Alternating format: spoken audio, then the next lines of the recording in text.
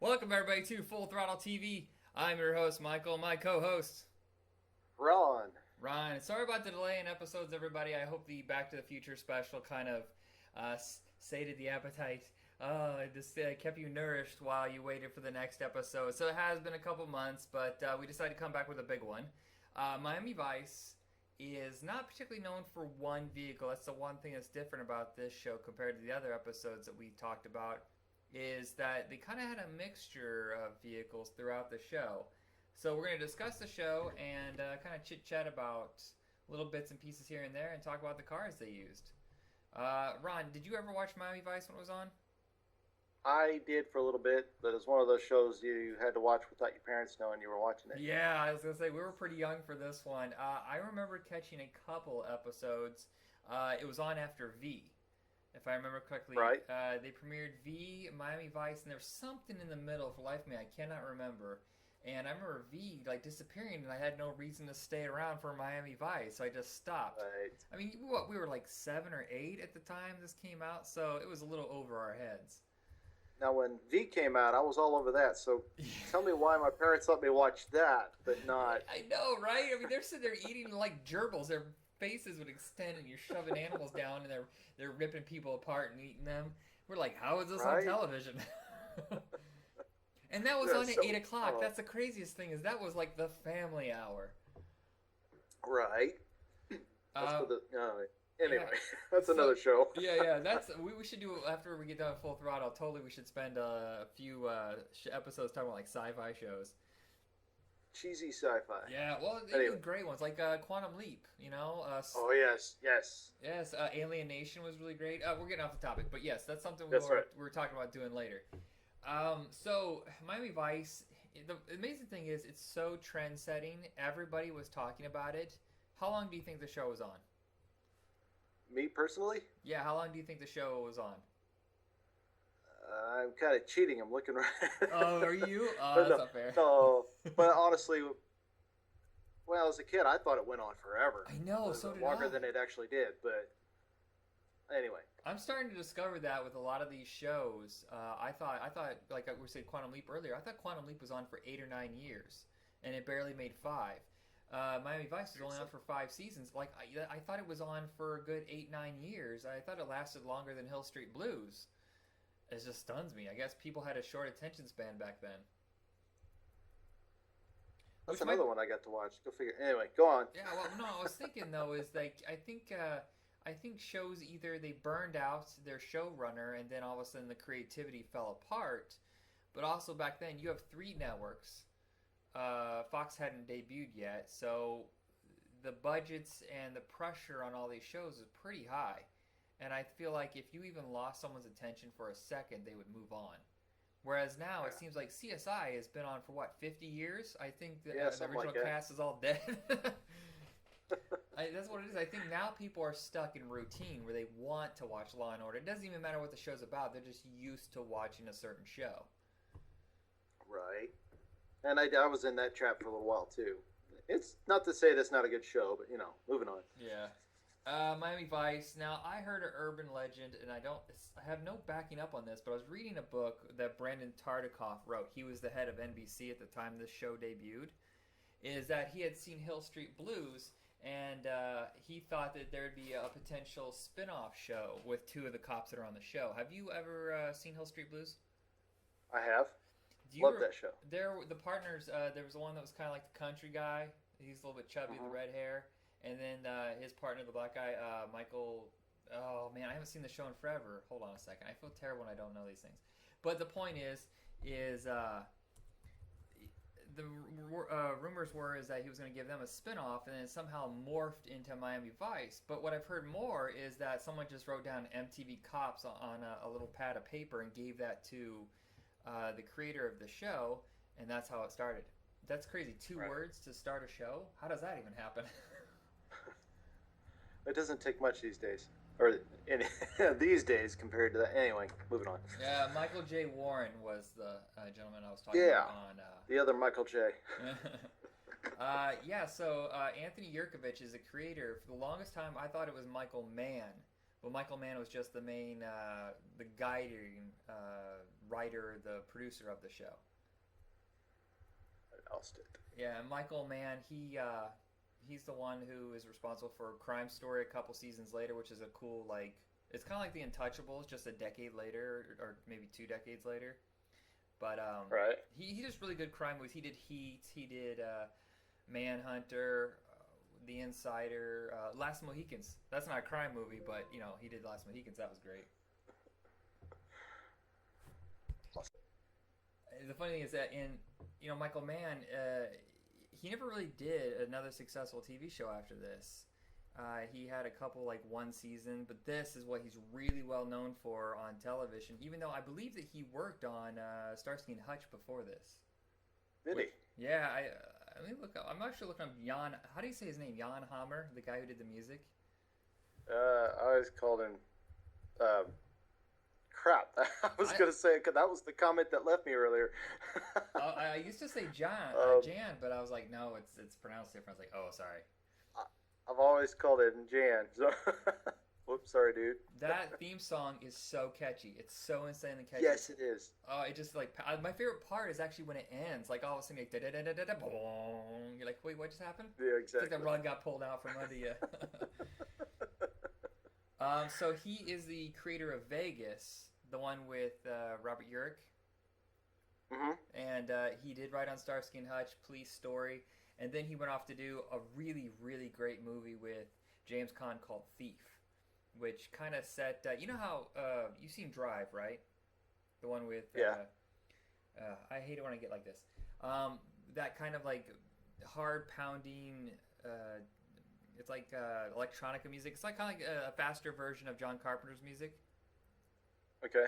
You know, he's the one that kind of started that trend in movies by hiring a band called Tangerine Dream. And they're a really great, like, progressive, almost like a purely instrumental band. And they started doing scores for his movies. And that's how this theme song kind of has that kind of, like, weird new wave techno kind of beat to it. They did a lot of those, didn't they?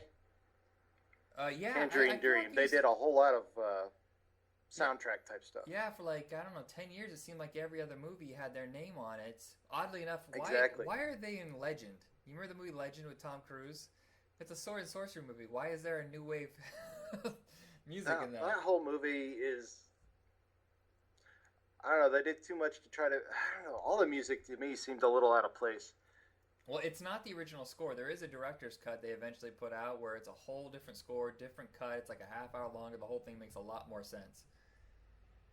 I think it probably, I mean, to me, you know, to most people, but trying to appeal to a different audience of that era, I don't know. Yeah. To bring in the younger crowd maybe or something? No, I don't like that. Like, new wave music belongs in a certain place. Lady Hawk has that same thing.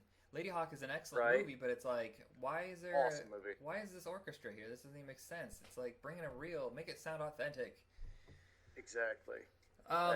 So NBC was falling apart during the early 80s. I mean, they were absolutely bottom of the barrel. Nothing they put out was working. And then Hill Street Blues started to catch on, and that's what greenlit Miami Vice. And then Miami Vice and The Cosby Show premiered really close together, and all of a sudden NBC was just saved out of nowhere. They became the #1 network. Everybody was talking about this show, and I was too young to get into it. I was like, can I watch? No, it's violent? All right, I'll wait. And the weird thing is... Then the Cosby's... What's that? I say Cosby. That's another show that was on for 50 years, I think. That was on, a really long time. Here's the thing is, if you don't catch it at the right time or someone doesn't recommend it to you, you don't usually get into a TV show. In fact, Right. I tried watching Miami Vice. I think about 4 years ago. I watched maybe a handful of episodes, but I got too busy, and I never got back to it. So it's because of this show, is I actually got to sit down. I got through the first season. It's a lot to take in, and it's hard to sit there and just go, I'm going to burn through 5 seasons. How do people do this? You hear your friends like on Facebook, they're like, I just spent the entire weekend watch all 7 seasons of whatever show. You're like, how did you do this? Did you even sleep? Did you poop? I mean, well, you're talking to the guy who can beat a video game in one night. He's there, up till yeah, 4 in the morning. we were talking about this before we started recording. Is the video games of our youth, and I do remember like waking up at 6 o'clock in the morning. I'm like, you got up early? He's like, early? I haven't gone to bed yet. I'm almost done. So, Anyway. yeah, Dick Wolf, the creator of Law and Order, also came from Miami Vice. He was the main showrunner towards the end because Anthony Yerkovich quit to go on to do other shows. I'm afraid, I've been told by a friend of mine who is a pretty big fan of the show that it does fall apart around the end of season 3. It's always kind of a bummer when a show does that because you kind of want it to stop before it gets worse. Do we, Go ahead. Go ahead. No, one of the things about the show is the fact that they did just like real Vice squads, is they would apprehend someone and then use whatever they acquired during that apprehension, like a car or drug money or drugs or whatever, for the next sting and the next sting. And they utilize the stuff that they would get from busting these people. So the cars usually didn't stay the same, but I feel like Don Johnson had his own car that he used quite a bit. Do you have any information on any of the cars? Well, there's 2 cars that he had. The first one, this surprised me. Let's put it this way. Okay, so he had a Ferrari Daytona Spider, okay? Could you imagine, okay, I need a new car. I want to go out and buy a Ferrari. How much do you think you're going to spend? Oh, boy. 400,000? Am I way off? That's pretty up there, but I don't know. Maybe in the $100,000, $200,000 range, depending on which Ferrari you pick. But this particular one, they had 2 each for $49,000 each. Wow. Each. That's because they weren't real. Oh, they were kits? Yeah, they were kids. Corvette chassis, actually. It was very interesting. Not sure how they got the sound right, or if they had to edit that in or whatever, but if we want to take all that out and just step back and pretend it's real, it's supposed to look like a 1972 Daytona Spider 365 GTS4, which, in my opinion, is one of the best Ferraris out of the 80s, just for, if you want to call it your everyday car. Yeah. Whose everyday is that? Your beater Ferrari. Yeah.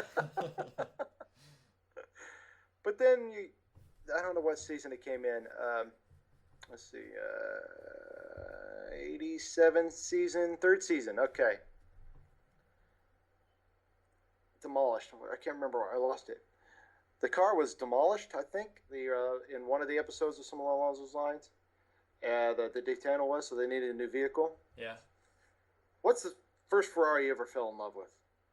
Ferrari, I've never really even noticed. I've always been like, oh, hey, there's a Mustang. Oh, there's a Camaro. I'm like old school 70s muscle car kind of guy. Oh, I can handle that. Okay, I'll give you that. It's your fault, too, I think. You and my mom's. My mom loved 70s muscle cars, and you were always I was a little bit all over the road, though. Yeah, I'm not really really I was never really into the imports. Couldn't afford them. That was part of the dream. But anyway, my first dream car would have been the Ferrari Testarossa. Probably the most well. Is that the most well-known Ferrari? It's probably the most well-known, at least from that era. But that was the next car, his next car. Nice. And unfortunately, I don't have a whole lot of information on that one. But obviously, it wasn't real as well. It had a 1972 Pantera, Di Tommaso Pantera under it. Well, I guess it saved on money if they're going to use the kit cars. Now, Don Johnson, is he the only one that had his car? Did Philip Michael Thomas ever have like an identifying car? I noticed him driving. I see. I don't remember the later episodes with the Testarossa because I didn't quite get to there. But I noticed Tubbs driving the Daytona quite a bit. Yeah, Not sure if you watch the episodes, I don't think it was his, but what I noticed about the show is it seems like Don Johnson is doing most of the driving. It kind of makes sense because he is from there, and then Philip Michael Thomas' character is not. Well, he's from Detroit or Chicago, and so it kind of makes sense. I don't know where I'm going in Miami. Just point me where to shoot, and that kind of makes sense. But he also had the cool boat too with the giant alligator. Yeah. Let's see. Where I had that here. Okay, boats. So this is the first episode where we have two different kind of a vehicle. This is the part I love about the intro. You dream about living in Miami and being out in the ocean and everything. We're in the big boats. He lived on an Endeavor 42 sailboat, which I don't think we ever saw actually sail, but I think it was mostly for living. That's right. But he also had his you want to call it the Ferrari of the ocean. It was a Stinger 390X, 39-foot. It says Deep V offshore racing boat. I don't know my boats, but this thing was huge. It was pretty awesome. The intro, man, they really show you not only the odd, locales that you weren't used to. I don't think Miami was something that was really explored on television yet. But then they just ripping through with that boat. You're like, yeah, that sounds cool. Well, here's a really cool, interesting fact. It says here that Don Johnson designed the Scarab XL 43-foot, which is another boat I think he ended up using. In it is a Lamborghini, 2 Lamborghini V12 engines. Wow. He designed 650 horsepower each. Man, that's pretty cool. How many people get this? Yeah, I started the show and I designed my boat. That's right. Let's see. Overall, the boat cost $300,000. Wow, that's like a whole episode of some other shows at that time. Anywho. Yeah, so besides the cars and everything, of course, the cast is fantastic. Don Johnson, he kind of bounced up and down. He had some success, some unsuccessful movies, but you constantly see him. Still to this day, you see him pop up here and there.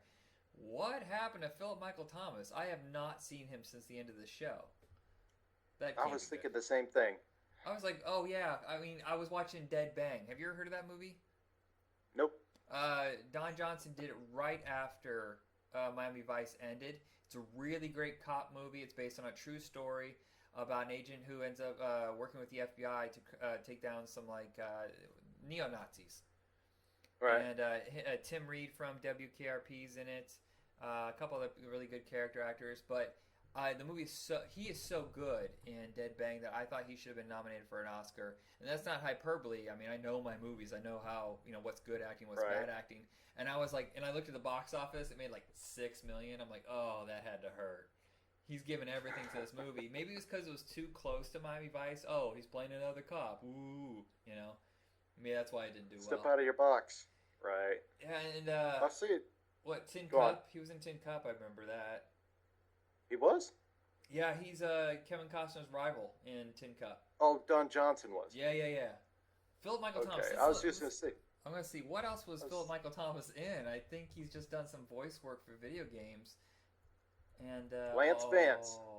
What? Lance, he played, he was the voice of Lance Vance in the Grand Theft Auto. It was Vice City and Vice City Stories. You know what? I forgot. I actually went over this. You know what I forgot that both of them did? That? They both had albums. Do you remember? Nah. Don Johnson actually had a really big hit. I think it was called Heartbeat. Really? Yeah. I mean, I don't know. It was that whole era where certain guys, like soap opera guys, could be like Jack Wagner had that huge song. And, Rick Springfield was crossing over into movies. It's just somehow, all I need. Sorry. Yeah. It almost sounded like it's like, Heartbeat. Yeah, I can't sing very well, but it was a real passionate song. But then I remember Philip Michael Thomas had a single at the same time because they were competing. And, his was really weird and gross. It had like strobe lights and he was covered in oil. And you're just like, do you need a towel? You look sick. Are you okay? Makes you wonder if the strobe lights were giving him vertigo and he's just like, I'm going to throw up. What was the thing? Oh no, Thomas produced the music for Mariah's fitness videos in 2001. Yeah, it hasn't gone too well for him. He was associated with that. You remember Miss Cleo, the Psychic Network? Yes. He was actually the host of that before she was. Oh, no way, Yeah, he was. I still remember every 5 minutes. dude. The minute 11 o'clock hit, like after the news or whatever, every commercial break would have, "Hey, Miss Cleo, how you doing? I called my number." He didn't have a fake Jamaican accent, did he? No, but thankfully he got out of that before she got sued. Man, she lost everything.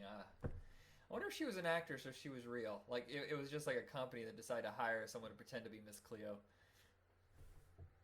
What is this? Detective Extra Large? Oh, those are Italian movies, really crappy Italian comedies. Okay, so it's not what I think.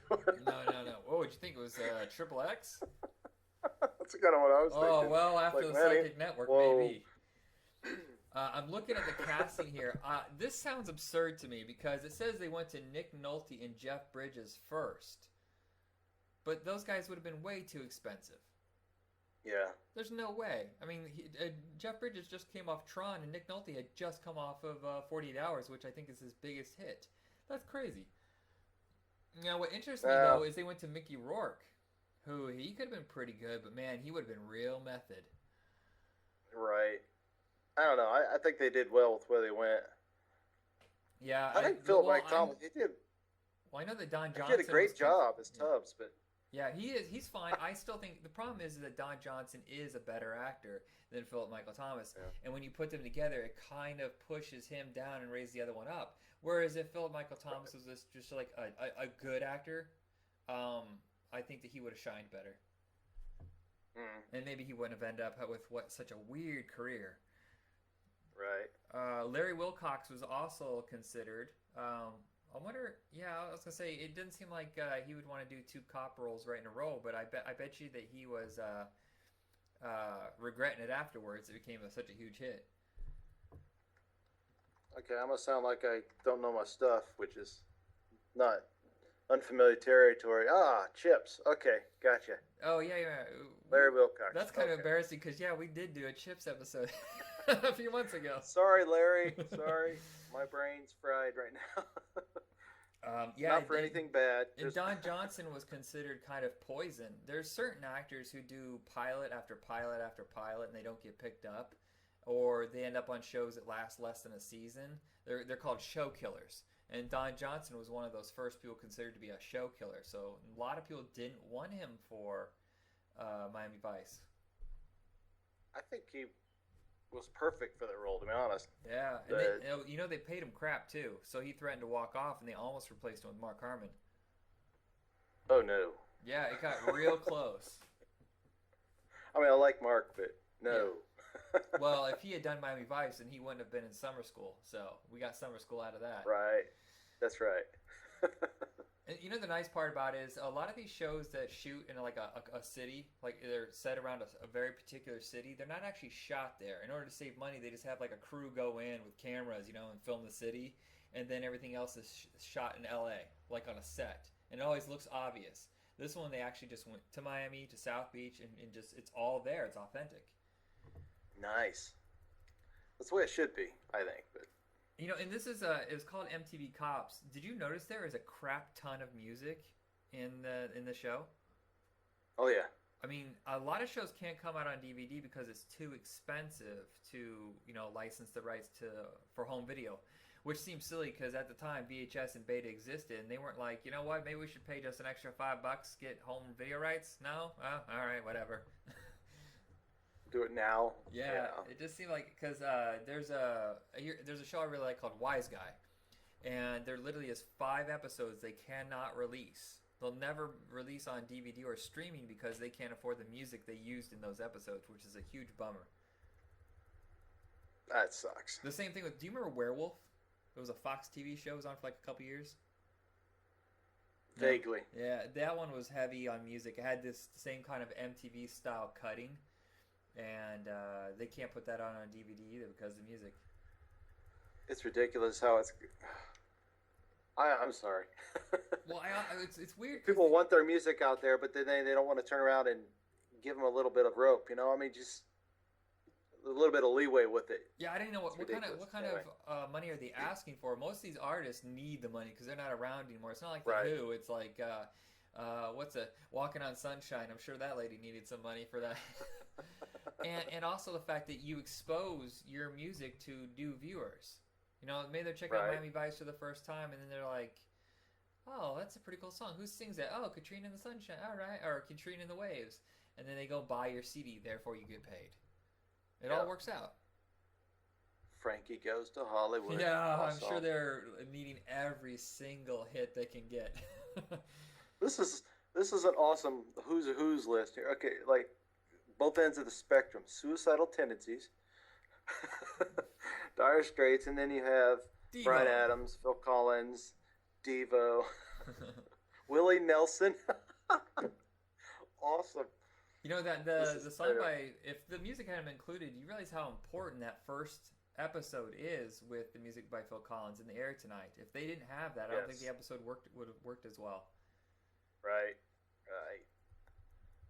Oh man. And so you know the show ended after 5 seasons. The ratings were dropping. I think they said the quality was kind of going down the tubes. The violence was going overboard. A lot of people were having problems with it. And I think the cast was kind of trying to move on.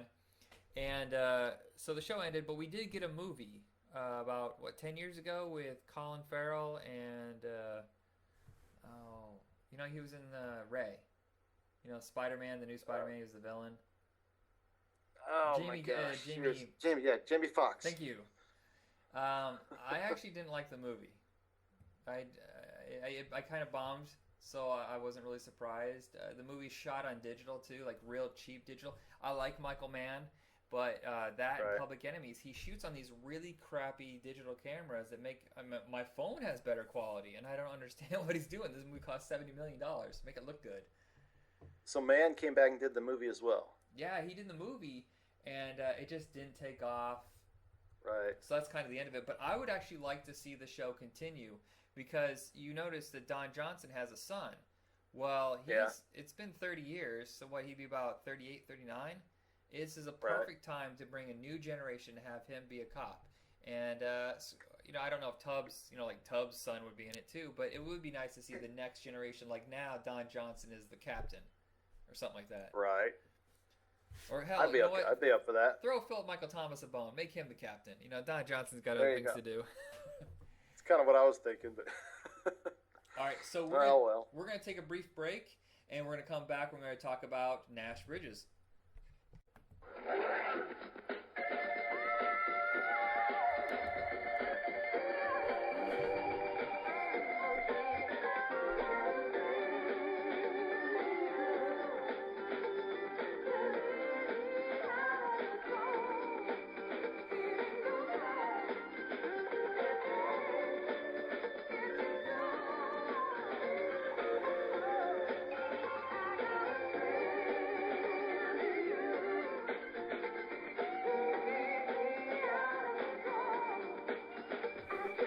All right, dude, I had to stop that. That was awful. Our next appreciate show it. is Nash Bridges. That scene, that was so awful. Oh, I was like, you come off of the awesome rockin' theme like from Jan Hammer to that yeah, I feel like I was watching a 80s commercial. pop. Yeah, well, I feel like a shoe commercial, just like "Welcome to Ladies' Shoes," or like one of those you see at the mall. That's what they would advertise. Get your penny loafers Right. here, or it felt like kind of one of those crappy syndicated shows you used to find on the USA channel. Like, oh, Silk Stockings is next, and that's the same kind of theme song. That was awful. It said they used four different songs. Really?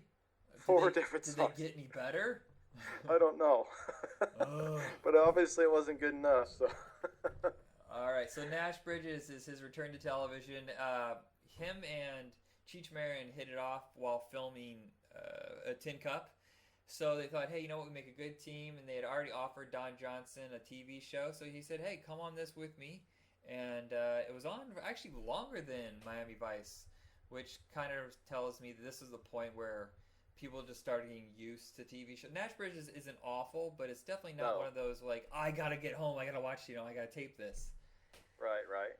It seemed like the kind of show where Miami Vice was aiming at yuppies, and like cool kids and stuff like that.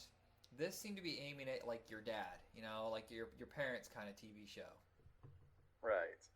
I actually really love this show. To be honest, I was probably getting to that point where I was getting sucked into the routine as well. But Yeah, what can I say? I mean, no. after coming out to Miami Vice, I wanted to see another cop show with him in it. I liked it. Yeah, I watched the but first 2 seasons, like pretty hardcore. Then it got kind of sporadic, but I watched a lot of them in reruns.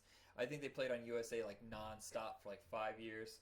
But at the same time, it is fluffier. And I'm not sure how people took that at first because he came from such a serious show, which had little bits of humor here and there. I will say this. I forgot during the Miami Vice episodes, there is another partner team that always works with them. John Deal and the other guy, they're kind of like the goofy ones that usually do like the wiretapping and stuff like that. Those guys kill me. Screwing things up. Yeah. You haven't got to it yet, but episode 18, it's 19 of Miami Vice is completely about them. And it's one of the best episodes because all of a sudden the whole episode is completely unpredictable because it keeps bouncing around and those two guys get to shine. It's a really great episode. Awesome. So Nash Bridges is actually created by Carlton Cuse. If you know that name, it's because he worked on The Adventures of Briscoe County Jr. Yeah. Sorry. Oh man, we watched the crap out of that. I have seen that episode, that TV show so many times. Oh, I love that show. Where can I find that show? It's on, the complete series is on DVD right now. In fact, I just saw that Amazon is having a huge sale on it. It's like $13 or $14. Oh, I gotta write that down. Martial Law, which he co-created. Do you remember that one with Sammo Hung and Arsenio Hall? Oh. Yeah, it was only on for a couple seasons. It was basically a Rush Hour ripoff, I think. Right. I never saw a single episode, so I shouldn't say I'm being glib. He also is the executive producer of Lost, Bates Motel, and The Strain. So that dude's not looking for work, that's for sure. People are coming to him. Strain. That's one I haven't picked up on yet. Want to. He also wrote some movies. In fact, he wrote San Andreas, which came out a couple weeks ago. This dude's busy. Oh, with The Rock? Yeah. Awesome. Do you think there'll be a point where we forget that it was The Rock, or that'll be until the day he dies? That will be till he dies. Oh, well beyond the day he dies. He also co-wrote Lethal Weapon 2, 3, and Indiana Jones and The Last Crusade. I love Raiders Lost Ark, but my heart is with Last Crusade. I love that movie. Oh yeah. It's got such a lighthearted tone. I think it's because Temple of Doom is so depressing that you need the family atmosphere and the off the wall kind of stuff that Last Crusade has. Sorry, I'm reading on, and I forgot his name already. Jeff Perry. Sorry. So I saw this. The people you realize you've seen before but couldn't figure out where it was. Yeah. Well, we watched a show called Scandal, and Jeff Perry's in that. He was one of the, shoot, what's his name?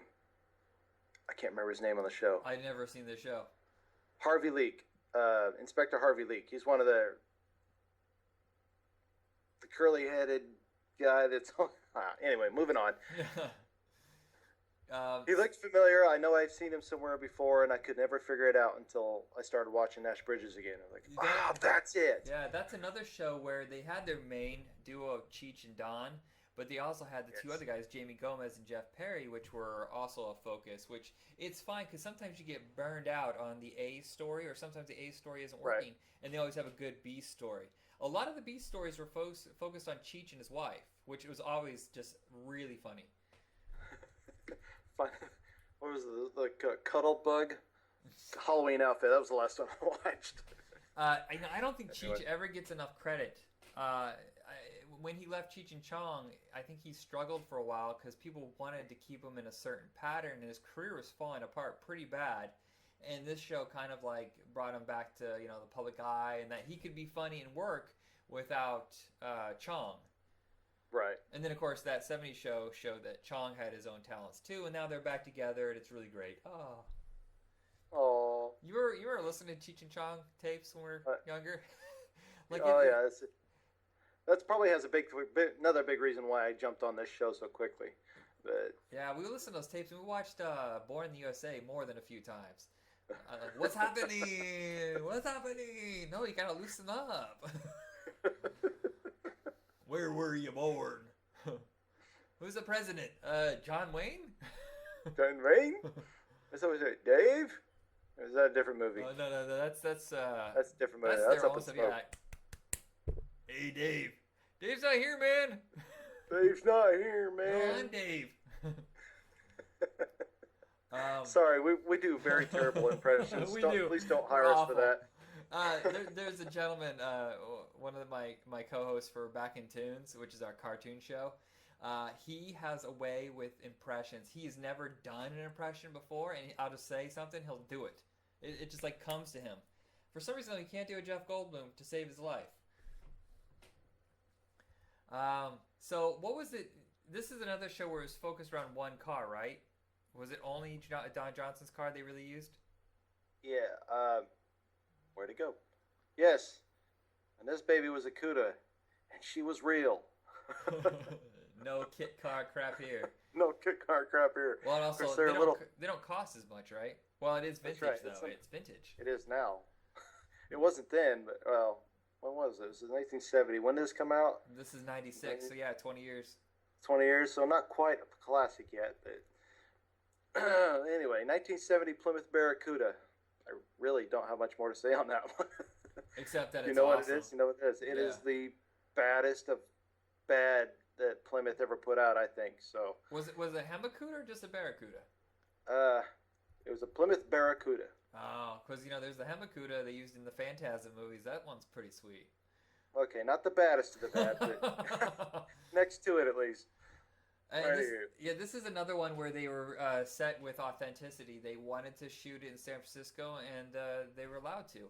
The episodes cost a little bit more than usual at the time. $2 million per episode for like a detective show is kind of expensive. It wasn't sci-fi or action. True, they had their shootouts here and there, but it wasn't anywhere nearly as violent as Miami Vice. It wasn't really about action sequences. It was more about the characters and trying to solve the case. Definitely. But it wasn't a procedural show. You know how it seems like every show now is some sort of procedural where it's really sterile and they try to break down every single element of the crime, which bores me to no end. I know people love that stuff because that's not going away, but I can't stand procedural. When CSI first came up, the first, the 18 iterations of it, I loved that sort of thing, but it got old quick. Like, after a while, you've seen it all, Okay, this is how they do this, blah, blah, blah. Move on. Something new. Well, yeah, this is a nice medium ground where they try to solve... It's a little bit of a throwback to the 70s kind of TV shows like Columbo and Rockford Files and stuff like that. That's another thing that kind of like... That's why your parents would like it. But at the same time, we never really experienced those kind of shows, so it was fresh to us. Right. So, yeah, there's nothing really to say about the car. It's just one car. It was awesome. The one thing, the show lasted 6 seasons. NBC or CBS wanted a 7th season, but I don't know if you know this, but there's a certain budget for a show, and usually networks will cover a part of it, and that dictates how much the main company, the production company, can spend on the show. They were spending $2 million per episode. Paramount was, and then CBS was just giving them a small chunk of that. Like they usually give you about 50%. And they just couldn't see how they could continue the show with that cast in San Francisco on a smaller budget. So they just ended the show.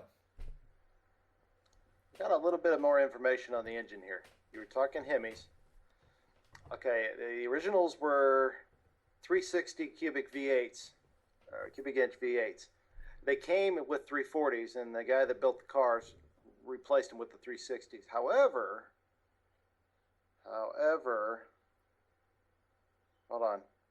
Ended production. The CUDA underwent 2 additional restorations. Oh, crap. Never mind. This is a restored model from the show, which now has a Hemi in it. Moving on. Nothing to see here.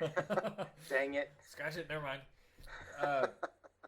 The one thing that always amused me about Don Johnson is you watch the first season, his hair's pretty laid down, you know? But did you notice as the seasons go on, it starts turning to this giant rooster It's haircut? more frazzled.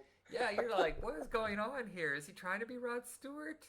To the point where it just got insane, where you're like, oh, thank God it ended, because it could have just gone full. You know what it reminded me of? Do you remember, God, you're not going to remember this. This is such a dated pop culture reference. There was a period of time where MTV was looking for hosts for a TRL,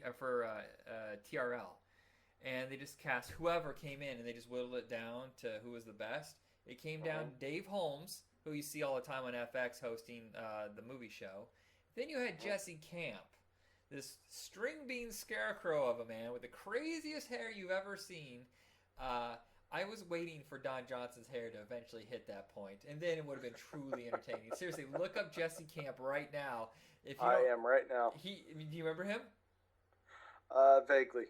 He would host a show like this. He would just be like, "Welcome to MTV, man, and there's some music. Play a video," and that would be like it. And everybody's like, "Oh, he's so great."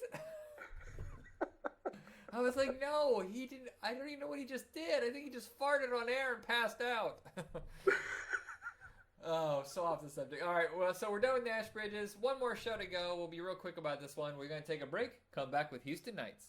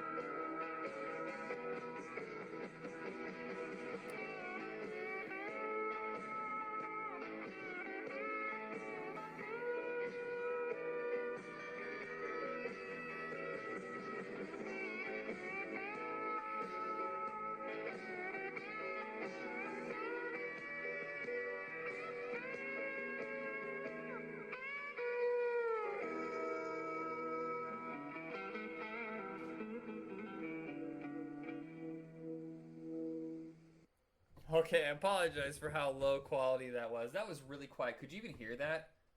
I couldn't hear it at all. Oh my gosh. Okay, so the But reason you were just playing static. Oh, really? I'm sorry.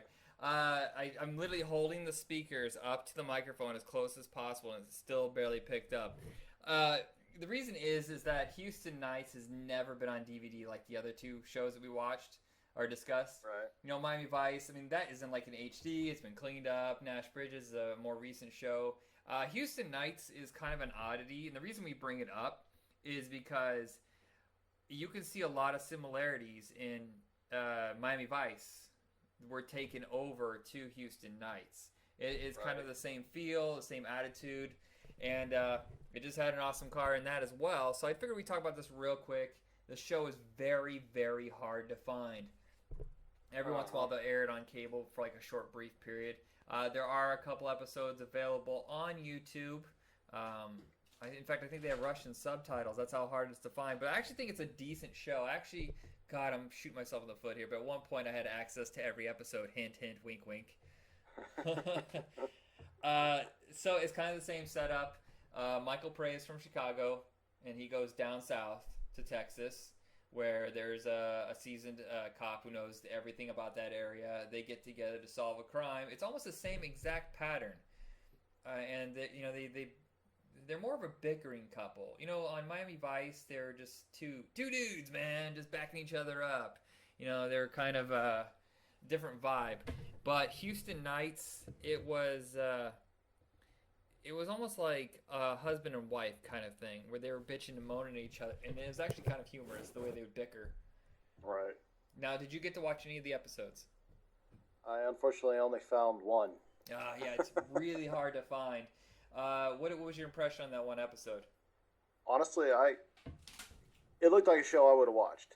Yeah, it's actually pretty entertaining. The only problem I always found with the show was the things that they would bitch about with each other were always really petty, and I always thought that it was like, really, you're gonna reach for this? This is just, I mean, like you're like 8 episodes in, and they're still bitching about the fact that they would say his name wrong. Michael Pare was Italian; his name was La Fiamma, and he kept saying it wrong, and he's like, Fiamma, whatever. I was like, guys, drop it. But the cases were always really good. It wasn't as violent as Miami Vice. It was a little more detective. You know, they had to do more research. They didn't go undercover or anything like that. But I thought it was a pretty solid cop show. I wish I could find more episodes for you to see. Yeah, I would love to see them. So there is one particular car that we saw that was pretty cool. So that's why we kind of included it, besides the fact that it was kind of similar to Miami Vice. Do you have any vehicle information? I have very little information on this car other than it wasn't real. No, it was another kit? Yeah, it was a kit. But that being said, though, it's an AC Cobra. It was a 289 AC Cobra, and the kits were the thing when that thing came out, pretty much. I mean, when it came out, actually, that was like the 60s, I think, something along those lines. But in the 70s and 80s, kit cars started coming out for them, and actually, they're still going strong today. And they're every bit as powerful as anything, you know what I mean? Yeah. So I would be happy to drive a replica of one of those any day. So, well, actually, a lot of them today are built on pretty much Mustang parts, chassis, pretty much. What's the word you want to call? Anyway, you just chop up a Mustang and throw all the parts underneath the body, and you're good to go. It's pretty nice. Yeah.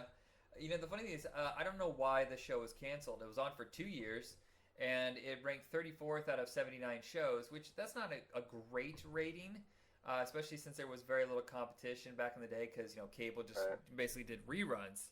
But at the same time, I know other shows that did much worse that were still on the air, and this couldn't have cost that much money. So maybe it was just a scheduling thing. They're just like, you know what, we got this other show we want to put in Spy. Let's just go ahead and ditch it, which is a shame. Because maybe if it had gone on for longer, we'd actually be able to find an episode somewhere. No kidding. I love the theme song. If you get the chance to listen to it, it's a really, really cool bluesy kind of thing. It has saxophones and slide guitar. And I'm picking up a guitar this week, and this is probably the first thing I want to learn how to play this theme song. It's so sweet. And slide guitar, huh? Yeah. I want to play some blues. I know. It's ridiculous. I'm the pastiest guy with no Hey, soul. that's all right, man. Anybody can play the blues. Yeah. Set in Houston, Texas. Michael Beck plays the Ranger. Michael Beck, he was in the Warriors.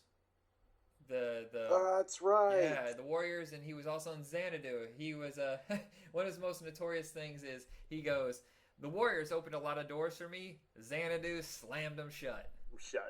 You know, I've seen Xanadu. I just saw Xanadu for the first time a couple weeks ago, and I can't really make complete sense of the plot. I'm still like, what? No, huh? But it's so catchy that if you even say the word Xanadu, you'll find me somewhere just going, Xanadu. You know, just like, or I'm Alive. Seriously, it has some good songs. They're by ELO. Oh, yeah. Yeah. Oh, ELO is so good. You can't go wrong with him. Sad thing is, I don't really see Michael Beck anymore. He did a bunch of stuff in the 80s, and by the 90s, I think he just retired. In 2005, Warriors opened another door for him. What's that? Oh, the video game, right? The video game, yeah. That was a good video game. I remember that. I loved it. I wish they could have went farther with it, but you know, it's based on a movie. What can you do? So. Yeah. And then the other co-star is Michael Pare. I will admit that I have seen every single movie Michael Pare has ever done. I went through a phase where this is before streaming, before things were really easily available. Once eBay came into existence, I went around buying every single last one of his movies. And it's all because I watched Eddie and the Cruisers and Streets of Fire as a double feature, and I became like, that's the dude. I gotta see everything he did. Sadly, very few of his movies are any good. No. He's just always one of those guys that almost made it. Almost. I say, I there were parts in this show where his acting kind of, you know what I mean? Oh, he's the weaker of the actor. Yes. But there were points, and I tell you, I only saw one episode, so there were points where it actually showed like he had a glimmer of hope, but Well, here's of the being thing: a serious actor as opposed to an action star. But he actually got really good training. The thing is, he was never really an actor in the first place. He was actually a chef in college, and he was working at a restaurant, and someone had seen him, and they said you should come in for some modeling. And because that modeling led to acting work, he was on Greatest American Hero. I don't know if you remember that, but he was one of the students on all 3 seasons. really, Yeah, that's how he got his fame. And then he ended up in Eddie and the Cruisers, and then everything kind of came off from that. But he's not really an actor. But he was trained by a very well-known acting coach called Uta Hagen. You probably won't know what that is, but he's one of those like, oh yeah, I've heard of him. He's like a great acting coach. So he's had some training, and I've seen him in a few movies where he's really, really good. Have you ever heard of a movie called Bad Moon? Yeah. The one where he fights the German Shepherd. Okay. Yeah, he's really good in that one, even though the werewolf transformation is the worst I've ever seen, but that's irrelevant. Right. His greatest movie, I think, is October 22nd. He's a suicidal man. It's one of those Pulp Fiction kind of movies where it's a bunch of stories kind of mixing in together and they all come together at the end. Right. He's like the C story. There's like the main story, the sub story, and then there's a smaller part for him where it's just about him. And he's lost everything, and he's getting ready to kill himself.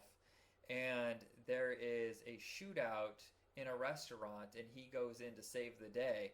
And it's truly his greatest performance because you see him on the very edge, ready to lose everything, and then somehow he finds redemption in saving these other people. I did not. Go ahead. It was a Showtime movie, so it's kind of hard to find, but oh, it's so good. Right. I'm looking through his list of movies, and I did not realize he was in The Village of the Damned. He's only in the first 2 minutes. Really? Yeah, I remember we rented this in college, and he's the one, the whole city falls asleep. He is the one that's leaving town, and he falls asleep at the wheel, and then he drives into a tree and it explodes. Well, that's gotta suck. Yeah. He's had bits and pieces here and there that keep him. Every time you think that he's going to drop down to the point where no one will cast him anymore, something happens. Like all of a sudden he was in Hope Floats, that helped. And then he was in Virgin Suicide, that helped. And he's also the villain in a really great horror movie called 100 Feet. He doesn't say a single word. It's all done with like he's wearing a blue. What do they call those suits? The screen capture suits, motion capture. Yeah. But yet his performance shines through that. And it's really hard to do when it's all CGI, and it's a really scary movie. Really scary with Famke Janssen. Yeah. You know what? We've talked about this more than I thought, but it's because I'm a huge Michael Prey fan. Going on that, the Philadelphia Experience. I liked Eddie and the Cruisers. Yeah. Oh, so I like Philadelphia Experiment too. Exactly. So I'm gonna retract what I just said a few minutes ago. He's got a few good standouts. But. Yeah, did you see the new Philadelphia Experiment? No, I have not. It's a Sci-Fi Channel movie. It's hard to. It's not on Netflix. I think I rented it. But the weird thing is, he's now the villain in the new one, and he's a really good villain. That'll be interesting. I might have to see it then. It's like I kind of like that when they'll take an actor who was in the first movie and kind of reinterpret where they were. I mean, a good actor can switch sides or switch roles. But I've never been a fan of the winking cameo. Where you're watching a movie, you're like... Because they keep talking about Adam West being in the Batman movies, and I just don't think I want to see him just show up, because it throws everything off. Well, also with some of the comic book movies or TV shows that are out there now, where they're trying to throw... Stan Lee into every single one of them. Well, honestly, I don't mind Stan Lee being in there. It's when you think, okay, was it Supergirl that's coming out? Where there's all this hype about bringing in... Oh, Helen Slater? Helen Slater in there for one, and then... I had his name on the tip of my tongue. From Lois and Clark. Right? Dean Cain? Dean Cain, yeah. Well, it's because it worked with Flash.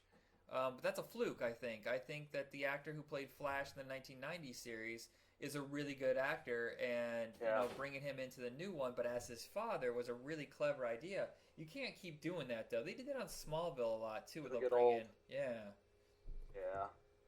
I don't know. All right, so I think we hit the end of Full Throttle TV for this week or this month. It's a once-a-month show. You can find us up on Retro Rocket Entertainment. Once we get enough episodes, I think I'll build a separate page for it. I do apologize. We just got hit with little things here and there that kept delaying the episode. Yeah. So I figured I'm sorry. It's your fault, man. All right, so I figured we could end this with the Don Johnson song "Heartbeat," just so you can remember what this song is. It was huge.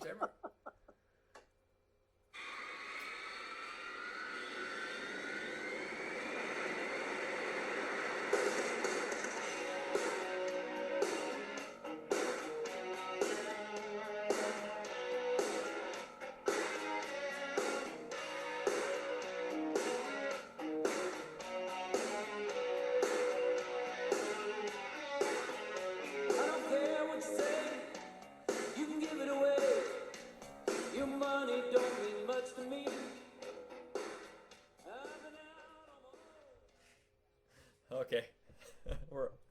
That was ridiculous. Have a good night, everybody. See you later.